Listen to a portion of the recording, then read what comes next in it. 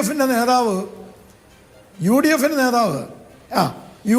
നേതാവ് കേരളത്തിൽ RSSന്റെ പരമോന്നതനായിട്ടുള്ള നേതാവിനെ കണ്ടിട്ടുണ്ടല്ലോ. പേര് പറയൂ. നിഷേധിക്കുകയാണെങ്കിൽ നിഷേധിക്കട്ടെ. പേര് പറയേ. അല്ല, പേര് പറയേണ്ട ബാധ്യത എനിക്ക് അതുകൊണ്ട് ഞാനിപ്പോ പറയില്ല.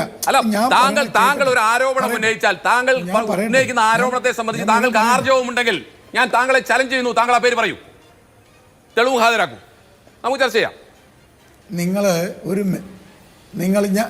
ഞാൻ സംസാരിക്കട്ടെ. ഞാൻ ശാന്തമായിട്ടാണല്ലോ സംസാരിക്കുന്നത്. നിങ്ങൾ സംസാരിച്ചപ്പോൾ ഞാൻ ഇടപെട്ടിട്ടുമില്ല.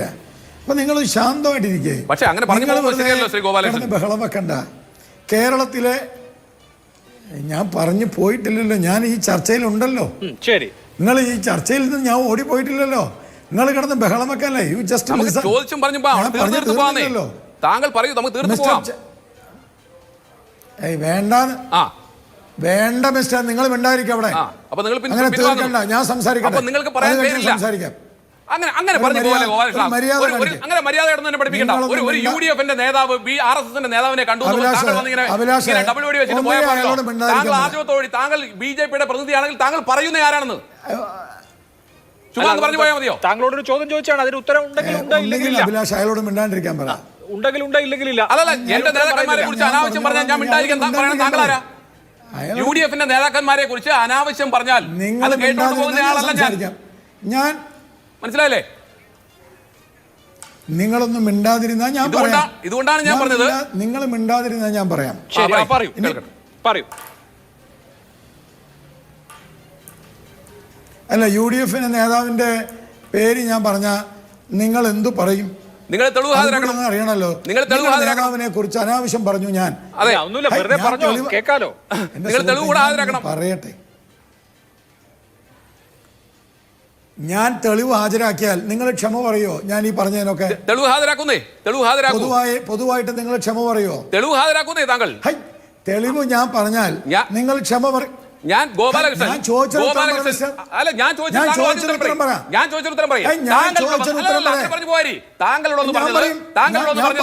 UDFന്റെ നേതാക്കന്മാർ BJPയുമായി ബന്ധപ്പെട്ടു. താങ്കൾ പേര് പറയുമ്പോൾ ഞങ്ങൾ ബോധ്യപ്പെടുത്താൻ താങ്കളുടെ ബാക്കി മക്കറിയാം. താങ്കൾ ആദ്യം പേര് പറയുന്നേ,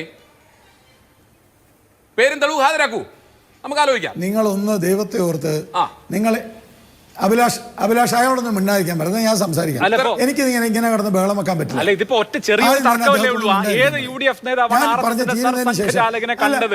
താങ്കൾ പേര് പറഞ്ഞ ആ തർക്കം അവിടെ കഴിഞ്ഞില്ലേ?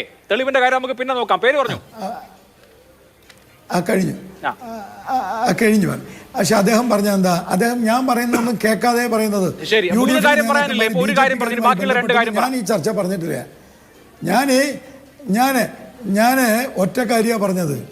UDFന്റെ നേതാവ് സർസംഘചാലക്, RSSന്റെ പരമോന്നത സർസംഘചാലകുമായിട്ട് സംസാരിച്ചിട്ടുണ്ട്. ആ സംസാരിച്ചത് നിഷേധിക്കാൻ പറ്റുമോ എന്നാണ് ഞാൻ ചോദിച്ചത്. അദ്ദേഹം നിഷേധിച്ചു. അപ്പോൾ അദ്ദേഹം പറയുന്നത് UDFന്റെ ആളുടെ പേര് പറയണം. ഞാൻ പേര് പറയാം, ഞാൻ തെളിവും പറയാം. അങ്ങനെ പറഞ്ഞാൽ താങ്കൾ മാപ്പ് പറയുമോ എന്നാണ് ഞാൻ ചോദിച്ചത്. ഇനി താങ്കൾ മാപ്പ് പറഞ്ഞാലും കുഴപ്പമില്ല, മാപ്പ് പറഞ്ഞില്ലെങ്കിലും കുഴപ്പമില്ല. ഞാൻ ആ പേര് പറയാം. താങ്കൾ മാപ്പ് പറഞ്ഞാലും മാപ്പ് പറഞ്ഞില്ലെങ്കിലും ബഹളം വെച്ചാലും വിരോധമില്ല, പേര് പറയാം. RSSന്റെ സർസംഘചാലക് CP ജോൺ എന്ന് പറയുന്ന UDFന്റെ നിങ്ങളുടെ പ്രിയപ്പെട്ട നേതാവിൻ്റെ വീട്ടിൽ പോയി അദ്ദേഹത്തെ കണ്ടിട്ടുണ്ട്.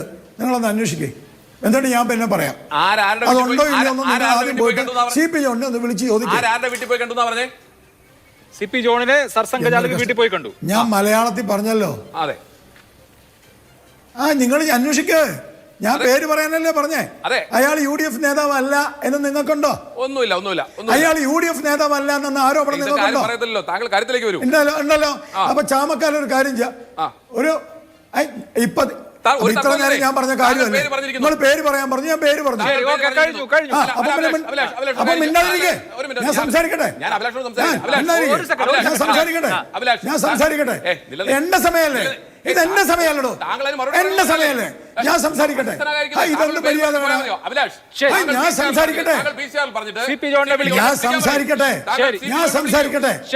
ഇതൊന്നും മര്യാദ.